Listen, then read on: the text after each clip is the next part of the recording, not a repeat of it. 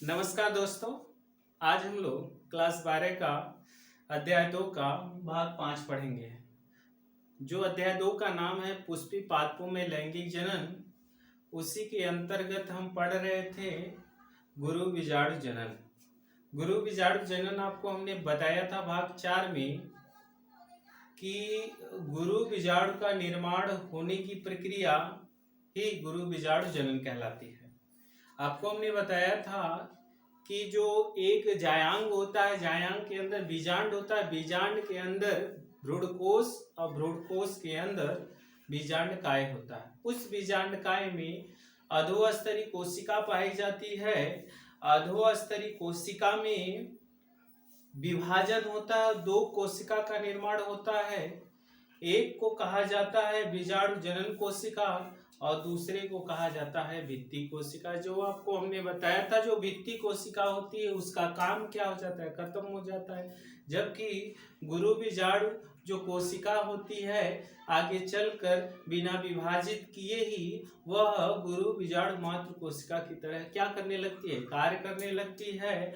और गुरु बीजाणु मात्र कोशिका में अर्धसूत्री विभाजन होता है और अर्धसूत्री विभाजन के फलस्वरूप उसमें 4 कोशिकाओं का निर्माण होता है, जिसमें से 3 कोशिका जो होती है नष्ट हो जाती है और एक बचती है जिसे गुरु बीजाणु कहा जाता है, गुरु बीजाणु कहा जाता है। यह गुरु बीजाणु में समसूत्री विभाजन होता है और 2 से 4, 4 से 8 कोशिकाओं का निर्माण होता है। 4 कोशिका गति करते हुए निभाग की तरफ चली जाती है और 4 कोशिका कहाँ, बीजांड द्वार की तरफ चली जाती है। फिर हमने बताया कि बीजांड द्वार की तरफ से एक कोशिका गति करते हुए मध्य में आती है और निभाग की तरफ से एक कोशिका गति करते हुए मध्य में आकर दोनों कोशिकाएं आपस में लग जाती है, जिसे हम द्वितीयक कोशिका कहा जाता है।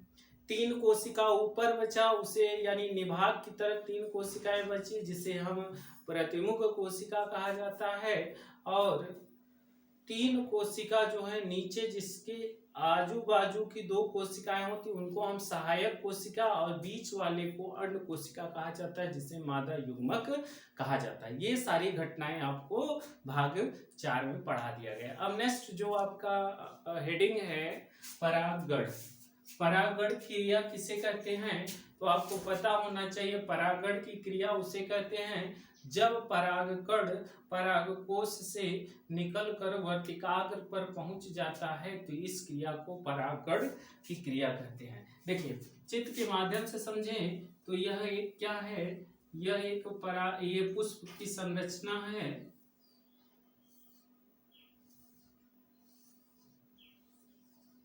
यह पुष्प की संरचना, यहाँ बहुत सारे क्या है पराग, ये तो परागकोश है, परागकोश है और ये क्या है वर्तिकाग्र है, वर्तिकाग्र है। अब कह रहा है कि जो परागकण है ये क्या है, परागकण है। यह परागकण कहाँ पहुंच जाए, वर्तिकाग्र पर पहुंच जाए, तो इस क्रिया को परागगण कहा जाता है। यानी जब परागकोश से परागकण निकलकर वर्तिकाग्र पे पहुंच जाते हैं तो इस क्रिया को परागगण की क्रिया कहा जाता है। डिफिनेशन आसानी से आपको समझ में आ गया होगा। परिभाषा कह रहा है जब परागकण, लिखिए जब परागकण परागकोश से निकलकर वर्तिकाग्र पर पहुंच जाते हैं तो इस क्रिया को परागण की क्रिया कहा जाता है। अब बात ये है कि परागण जो होते हैं वह कितने प्रकार के होते हैं। अगर प्रकार की बात करें तो 2 प्रकार के होते हैं। कहेंगे सर जी कौन कौन से, तो होता है नंबर 1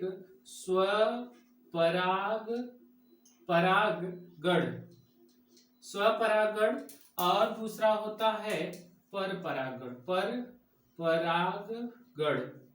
यानी 2 होते हैं, स्वपरागण और परपरागण। अब क्वेश्चन आएगा परागण किसे कहते हैं तथा परागण के कितने प्रकार होते हैं।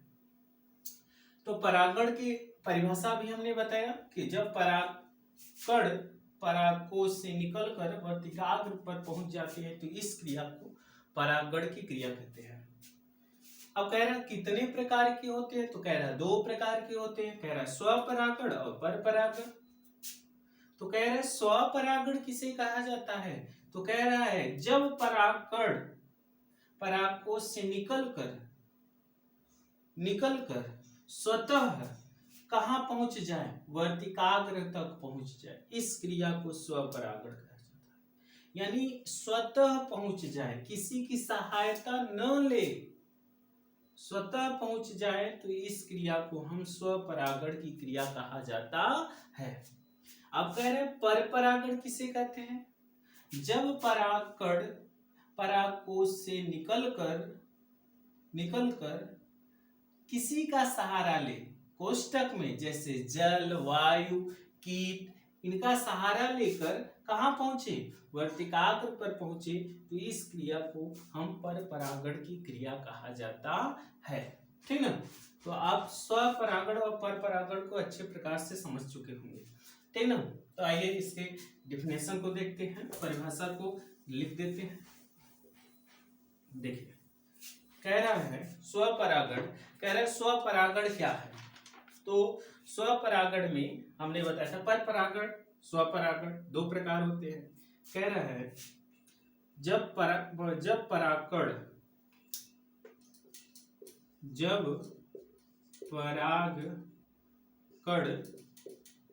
पराग कोश से निकलकर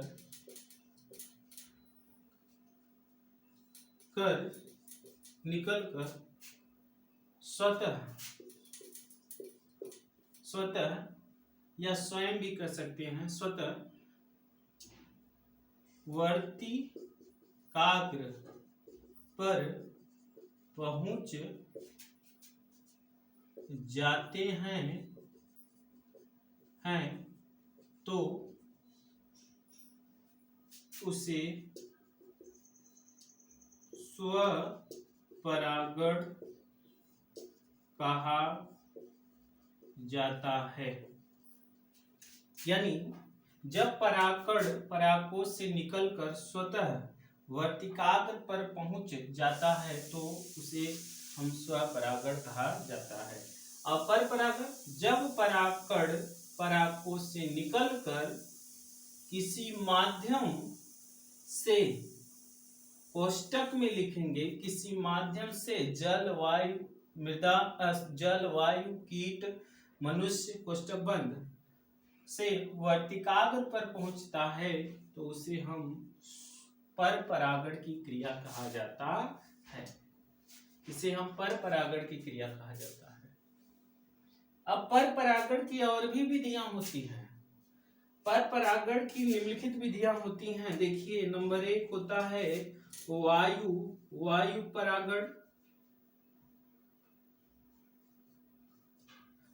परागण, दूसरा होता है जल परागण, तीसरा होता है वायु परागण हो गया, जल परागण हो गया। अब होता है कीट परागण, ठीक ना, कीट परागण या जंतु परागण भी कह सकते हैं। और अब लास्ट वाला कृत्रिम परागण की क्रिया भी होती है। तो यह ध्यान रखिएगा, क्वेश्चन पूछा जाएगा परपरागण किसे कहते हैं तथा परपरागण की विधियों को लेखित कीजिए या लिखिए। तो ध्यान रहे कि परपरागण जो होता है जब परागकण परागकोश से निकलकर किसी माध्यम से वर्तिकाग्र पर पहुंचता है तो उसे हम परपरागण की क्रिया कहा जाता है। परपरागण निम्नलिखित प्रकार के होते हैं, वायु परागण, जल परागण, कीट परागण। अब कहेंगे सर जी तो इसका डिफिनेशन क्या होगा, परिभाषाएं इनकी क्या होगी।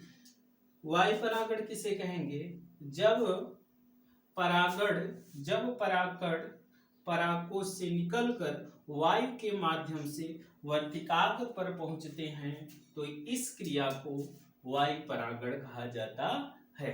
अब कहेंगे सर जी जल परागण, तो वही डिफिनेशन होगा, जब परागकण परागकोश से निकलकर जल के माध्यम से वर्तिकाग्र पर पहुंचते हैं तो इस क्रिया को जल परागण कहा जाता है। कीट परागण, जब परागकण परागकोश से निकलकर कीट के माध्यम से वर्तिकाग्र पर पहुंच जाते हैं तो उस क्रिया को हम कीट परागण कहा जाता है। तो ये डिफिनेशन आप ध्यान से इसको लिखते जाइएगा और याद करते जाइएगा, है बहुत इंपॉर्टेंट, तो ये ध्यान रखिएगा। अब आता है नेक्स्ट, आपका आता है कृत्रिम परागण, तो उसको नेक्स्ट भाग में बताएंगे। आज के लिए इतना ही, धन्यवाद।